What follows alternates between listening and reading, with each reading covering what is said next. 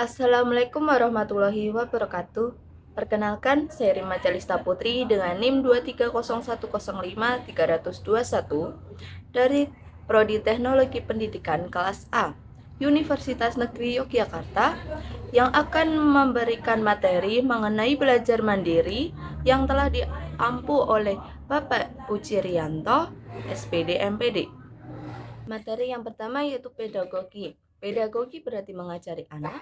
Andragogi adalah suatu proses pembelajaran pada orang dewasa dan tingkatnya di atas pedagogi. Fungsi guru pada andragogi yaitu sebagai fasilitator, bukan menggurui. Tujuan andragogi sendiri yaitu untuk membangun peserta didik yang mampu menentukan apa yang akan diterima dan dapat menjadi guru bagi dirinya sendiri. Sedangkan hutagogi yaitu suatu proses pembelajaran yang berpusat pada kemandirian peserta didik. Kemudian tahapan hutagogi terdiri dari 3, yaitu self-regulated learning atau SRL, self-directed learning atau SDL, dan self-determined learning atau SDEL. Yang pertama, self-regulated learning atau bisa disingkat SRL adalah proses bagaimana seseorang mengelola dirinya sendiri dalam belajarnya. Zimmerman 1999 menekankan 4 dimensi, yaitu motivasi, metode, hasil kerja, dan lingkungan atau kondisi seseorang dalam masa self-regulated learning. Kemudian self-directed learning atau bisa disingkat SDL adalah suatu proses belajar dengan inisiatif sendiri, walaupun nantinya tetap membutuhkan bantuan orang lain. Menurut Gibbons 2002, terdapat 5 aspek dasar dalam aktivitas dan program kegiatan yang menjadi elemen penting dalam self-directed learning. Di antaranya yaitu siswa mengontrol banyaknya pengalaman belajar yang terjadi, kemudian perkembangan keahlian, kemudian mengubah diri pada kinerja atau performasi yang paling baik, dan keempat manajemen diri siswa, dan kelima motivasi siswa dan penilaian diri. Dalam SDL ini terdapat 3 tingkatan, yaitu tingkatan rendah, artinya siswa masih banyak yang bergantung pada guru dan temannya dalam melakukan belajar. Yang kemudian ada tingkat sedang, siswa sudah bisa memahami bagaimana siswa harus belajar, contohnya dalam menetapkan strategi dalam belajar yang tepat untuk dirinya. Dan yang terakhir yaitu tingkat tinggi, siswa mampu secara mandiri dalam belajarnya dengan menetapkan tujuan belajar tanpa bantuan dari pihak manapun. Siswa mampu bertanggung jawab, memiliki manajemen waktu yang teratur, dan banyak mengumpulkan informasi dari referensi manapun.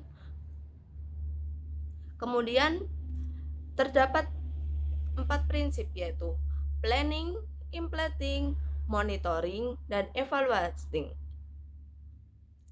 Kemudian ada self-determined learning atau SDEL, adalah konsep pembelajaran yang memberikan kebebasan kepada peserta didik untuk mengatur dan mengontrol proses pembelajaran mereka sendiri. Dimensi yang ditekankan pada self-determined ini yaitu terdapat 4, self-directedness, personality, flexible, technology action learning. Tujuan utama dari SDL yaitu untuk meningkatkan kemandirian peserta didik dalam belajar serta dapat memanajemen dirinya sendiri.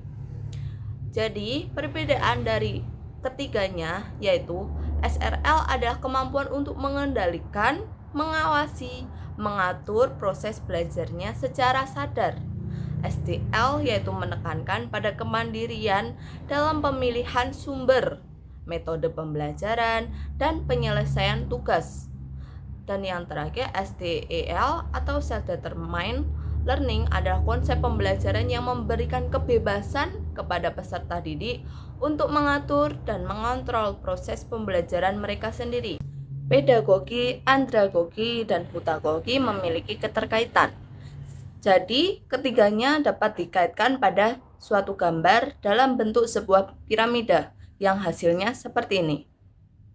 Pada piramida tersebut menjelaskan bahwa piramida terdiri dari 3 bagian, yaitu paling bawah terdapat level 1 adalah pedagogi yang menggambarkan bahwa kondisi anak masih membutuhkan bantuan dari orang lain dalam proses belajarnya.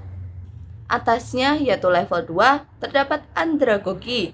Dimaksud anak sudah melanjutkan di level selanjutnya, yaitu anak sudah mulai bisa mengatur dirinya sendiri walau terkadang membutuhkan bantuan orang lain. Dan yang paling atas yaitu level 3 adalah hutagogi. Pada level ini dimaksudkan bahwa anak sudah sepenuhnya mengontrol dirinya dan mereka mempunyai kebebasan dalam proses belajarnya. Semakin naik level, maka otonomi terhadap kebijakan belajar peserta didik semakin meningkat, sedangkan kontrol pendidik terhadap belajar peserta didik semakin berkurang atau menurun. Jadi, hutagogi itu udah nggak diatur oleh pendidik. Mereka bebas mencari materi ataupun referensi yang lain di luar dari pembelajaran tersebut. Kemudian, belajar mandiri. Belajar mandiri adalah suatu proses belajar yang sesuai dengan kemampuan individu dalam mengembangkan dirinya. Dalam proses belajar mandiri ini terdapat 5 aspek, yaitu pertama motivasi belajar, kedua tujuan belajar, ketiga strategi belajar, keempat sumber belajar, dan yang terakhir kelima adalah kesadaran diri.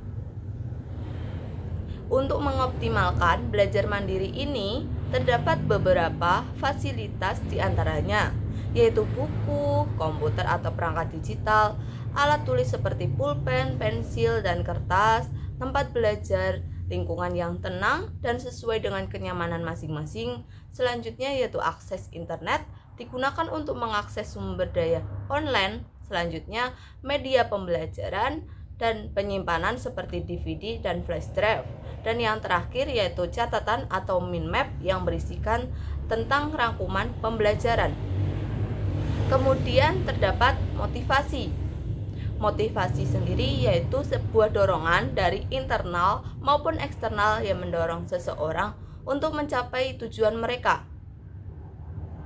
Dalam proses pengembangan motivasi menekankan pada tujuan relevan, pemberian umpan balik positif, menciptakan lingkungan belajar yang mendukung, dan menggunakan teknik pengajaran yang bervariasi. Pembelajaran jarak jauh atau bisa disingkat dengan PJJ adalah pembelajaran yang berlangsung secara jarak jauh karena terpisahnya antara pendidik dan peserta didik. Dalam pembelajaran jarak jauh ini menekankan 3 aspek, yaitu keterpisahan pendidik dan peserta didik, kemandirian, dan layanan belajar. Pola pembelajarannya yaitu belajar mandiri, belajar kelompok, belajar terbimbing dengan tutor, serta layanan bantuan belajar. Selanjutnya, teori jarak transaksional adalah kerangka dari pedagogi yang dikembangkan oleh Dr. Michel Gilmore pada tahun 1970-an. Jarak transaksional terbagi menjadi 3, jarak fisik, jarak psikologis, dan jarak komunikasi. Jarak transaksional merupakan fungsi dari 2 variabel, yaitu variabel dialog yang merujuk pada tingkatan interaksi dan respon satu sama lain. Yang kedua, struktur, menjelaskan ukuran keresponsifan program terhadap kebutuhan individu pelajar. Selanjutnya, terdapat otonomi pembelajaran.